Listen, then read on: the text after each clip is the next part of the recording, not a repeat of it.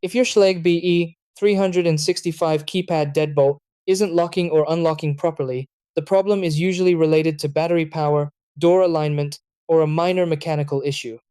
This keypad lock from Schlage relies on internal components like the bolt mechanism and solenoid to engage the lock smoothly. When the batteries are weak, or the strike plate isn't perfectly aligned with the door, the bolt may struggle to extend or retract. In many cases, a quick battery replacement or small adjustment to the strike plate can restore normal operation. Step 1. Replace the four AA batteries and make sure they are installed correctly. Step 2. Check the door alignment and strike plate position so the bolt can move freely. Step 3. Tighten loose screws and ensure the lock body is properly mounted on the door. Step 4. Use the Schlage Home app to reset or check for firmware updates. Step 5.